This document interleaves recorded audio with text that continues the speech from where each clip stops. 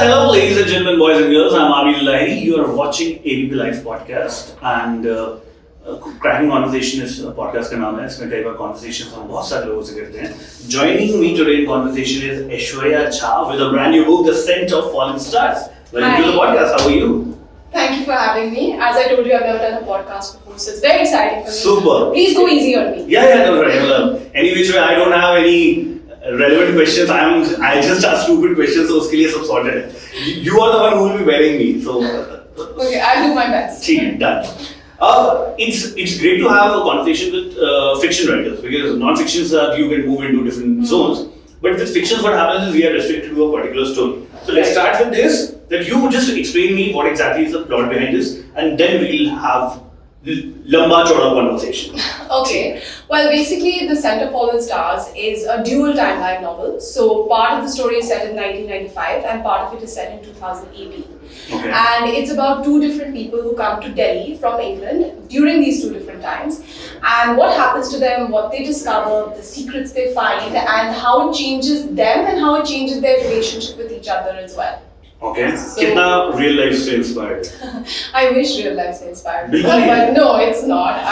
Though I have to say, you know the author B.S. Naipaul. Mm-hmm. So he always said that autobiographies can lie, facts can be distorted, but fiction reveals the writer completely. So there is always a lot of you in anything you write, even if it's fiction. So definitely, I always feel like anyone who reads the book will know all the things that matter to me. Makes sense. So, yeah. You certainly borrow things from your life, right? Yeah, definitely. A lot of things, the writing pattern, the way you think, this, that, a lot of things, right? Achha, what exactly it is? It's a love story. It's how to say? It's a rom-com. It's a pure-cut love story, or what exactly is the genre? It's definitely not a rom-com, though I love rom-coms. And yeah, a lot of people have characterized it as a love story, but I would say it's a little more than that because it's about many different kinds of love. It's not just about the love between, let's say, a man and a woman. It's also about the love between parents and children. It's about the love between friends. It's about all the different kinds of love and how there can be this amazing, great love and all the different ways in which that can express itself. That makes sense. How do you define love? When you are certainly writing about love, how do you define love? In this modern era, when we are sitting in 2024, it's very subjective in nature for a lot of people. It would have been subjective for n millions of years, but with the intervention of social media, with our like memory span being just like 2 seconds, our how should I say? We don't concentrate on anything. How do you define love in 2024? I think that's the $1 million question. Is it not? I think that real love, is something which goes very deep. Something which, it's interesting. I'm just reading this other book called The 40 Rules of Love by Elif Shafak. And there's a part, I'm paraphrasing this, but she writes something like, if you have loved and it has not changed you, if you're the same person after you have loved someone as you were before, then you have not loved enough. Because I think love is something which by its very nature is very transformative, and because it's about putting someone else before you.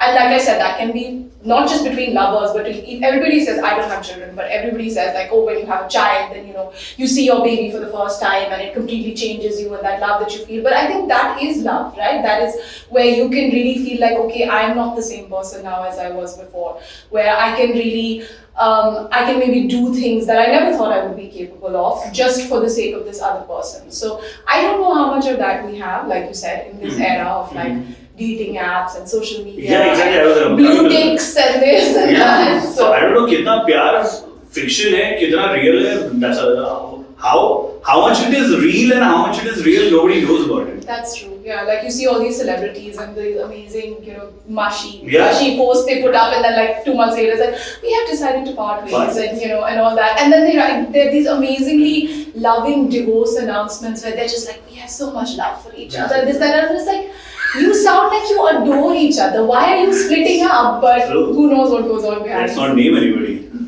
A lot of names are popping in my head, but yeah, let's not. But if you want to name it, no, I am certainly out of controversy. I don't want to step into that land. Achha, what kind of parallels can you draw from between 1995 and 2018? What are the similarities? Let's talk about that.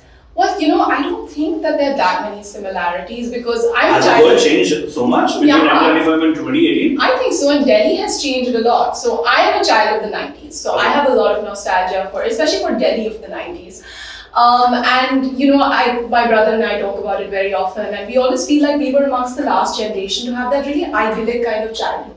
Before cell phones, True. before social media and all that. And this city was a very placid city. Like, I think it wasn't too exciting for a child, but then in retrospect, you can really see how it was nice, that slower pace of life, where, the summer holidays were not about like cramming it with 20,000 activities or ye bhi karna hai, wo bhi karna hai, but Summer camps nahi hote the. That was the best thing. Yeah, exactly. And it was Chill just, करके video game खेलो गर्मी के दिनों में. it was a good summer holiday was just spent in the drawing room with the cooler on, Yeah. that lovely No AC. no AC. Yeah. That's the best thing. Because every room in the house did not have an AC True. at that time, but the cooler was sufficient, and it had that lovely earthy kind of scent, and you would just be eating mangoes, reading Archie comics, and it was just, I can cry on this one. yeah, I know, I feel the same way. So I think Delhi has changed a lot since then. True. And I feel sad about that. Obviously, I don't think that nothing should have changed. There are a lot of things which needed to change, but I feel that somewhere we've also thrown the baby out with the bathwater. Like they say, ki sab kuch hi badal diya, So everything that was from the past, I feel, was not so terrible. The way that people think these days, ki aaj sab kuch acha hai. True. Pehle sab kuch, everything was so backward. I think there were some wonderful things in that. Okay, and what's different in 2018? Like, what fundamentally, if we consider Delhi as the base, what changes do you see are like so on the face? I think the whole topography of the city has kind of changed. The way it looks has changed. So many high rises, so many more people, so many more cars. I think The obviously. exodus of people from various parts of the country. Yeah. And I mean, which is nice. I think Delhi has always Yeah. been a melting pot, but also there's a limit to how much we can cram into any space. And I think more than that, it's people have changed, I feel. People are much more aggressive today than they used to be. And we see it, whether it's in road rage, whether it's in so many different things. People are much quicker to react. Earlier, I think there was also that thing of like, that very Indian thing of like, let it go, chalta hai kind of thing. We don't need to fight about everything. True. We don't need to make a big deal about everything. So now I think that has changed the most of all, as far as I can see. That makes sense. What are the expectations from the book? Like, where do you see this book going? A lot of fiction writers say that I want to be like in the top selling book, this and that list. I don't know why. But I feel if I talk to a really honest writers, most of them say कि यार मेरा book ना किसी एक reader की life को अगर change करता है, if they get a pinch of emotion, if a pinch of emotion is triggered, that will actually give me more happiness rather than the numbers or anything. What is your take on that? Yeah, I honestly think both things are true, because if we're going to be really honest, anyone who puts together anything creative wants it to be successful. Right. You want it to do well. That's true. But I know why I read books. It's so that I can find some writing that I can really, that I can really connect with, that stays with me years later. I'm still thinking about that one sentence that I read or whatever. And honestly, writing is such a solitary kind of process. You write in this little bubble and all, and you can feel very alone also. So when your book is out there, I think what you really want is, it's like you're reaching out to the world, right? You share your heart with the entire world. Yeah, and you're just like, okay, somewhere someone will connect with what I've written, and then I don't know. It also creates a sense of community. So that's definitely important. That makes sense. A question to you, since you're a writer, and this is your first, right? This is your debut novel. Just tell me, how exactly is the process of writing a novel? Because I may have interviewed a lot of non-fiction writers, and for them, because they research this and that, it's part of their life. But writing a fiction is way difficult than writing a non-fiction. That's what at least I believe in. Ho sakta hai main galat hu, so please forgive me for that. But a lot of maybe young chaps are watching this podcast, somebody in like mid-20s or in their college, and they actually have a lot of thoughts inside them. They feel like they can write. Or for example, for them also it's a mode of expressing. It gives them solitude. It gives them peace of mind to just write. How should they actually approach this method? What should they do? I think that there's a lot of advice you can get. There are a lot of things people say, oh, you should write every day, you should read a lot, you should use whatever resources at your disposal. And these days we have a lot of resources, right? Whether it's podcasts, whether it's books, whether it's videos, courses and all that. But what I really feel is very important, if you're serious about writing, is that you have to have the mindset of a writer, which means that you need to look at the world and go through your life with that mindset. So for instance, what I do, which I think a lot of writers do, is I have this note in my phone where whenever I think of something or I hear something or I see someone, and I don't know where it might fit in, what use it'll be, but I always write it down because I always try to look at everything from that point of view. And even one's own emotions sometimes, it can really help you to write.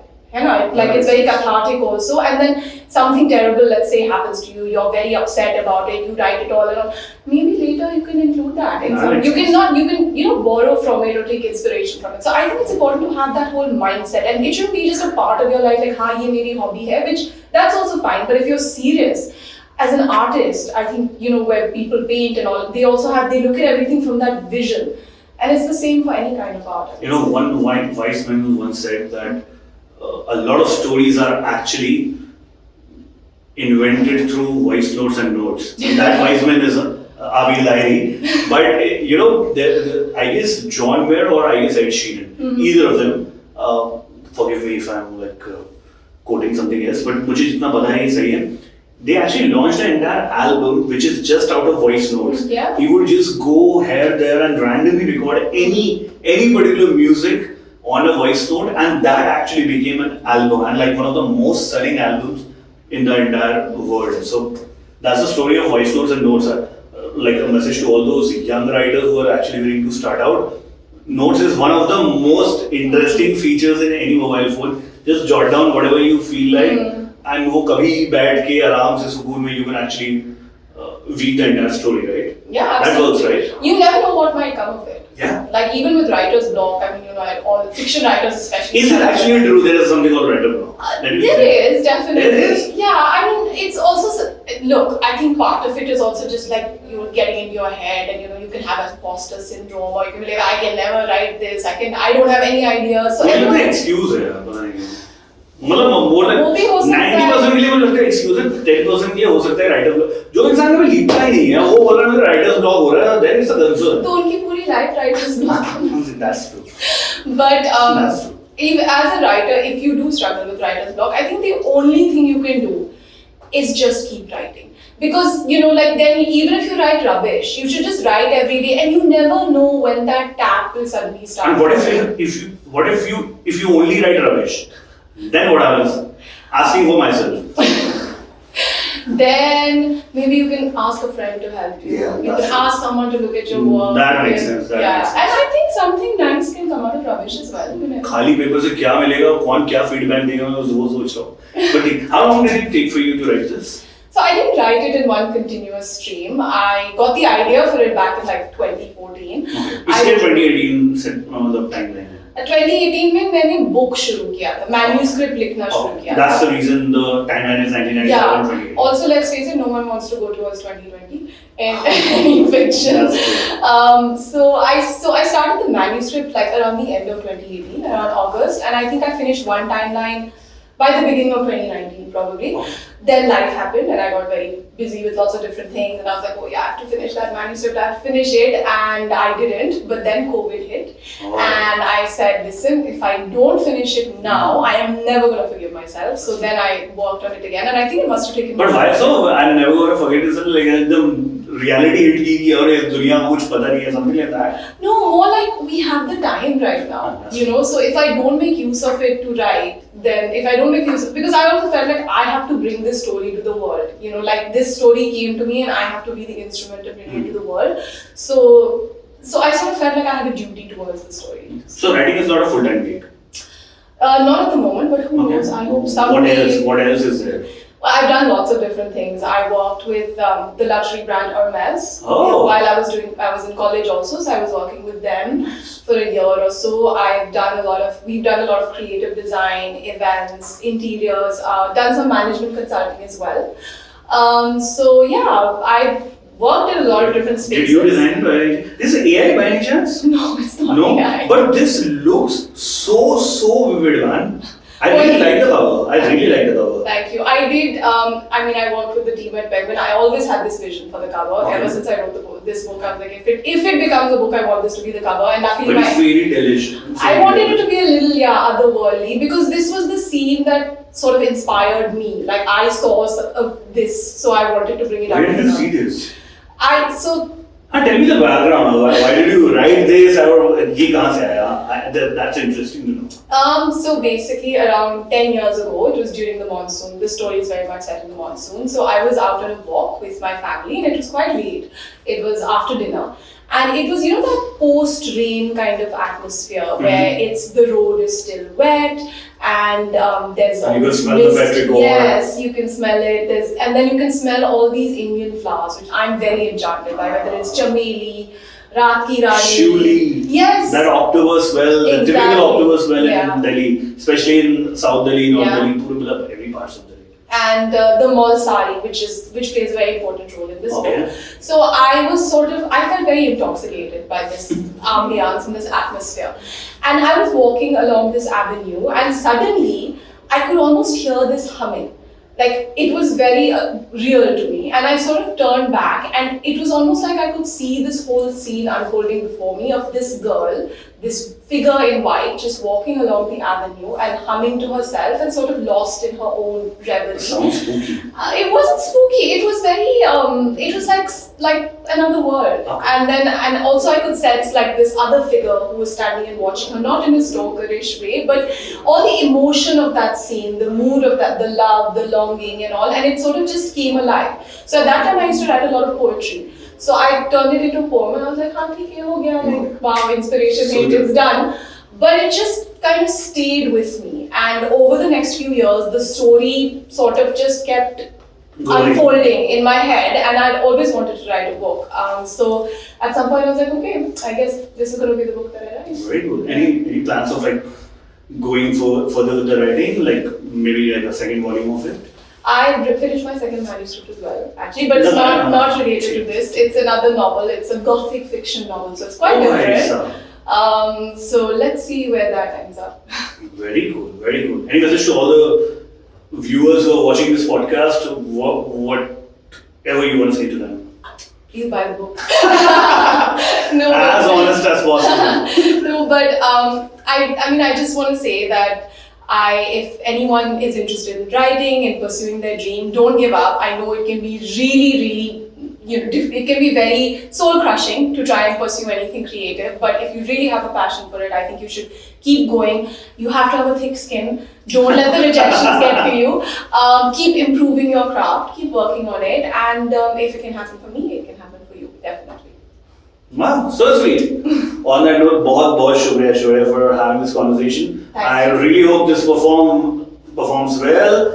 And in case you love the story and the plot, you can actually grab a copy. That too. Yeah. That too. Grab a copy from the nearest bookstore, wherever, or maybe online. Yeah, on Amazon, wherever. Yeah.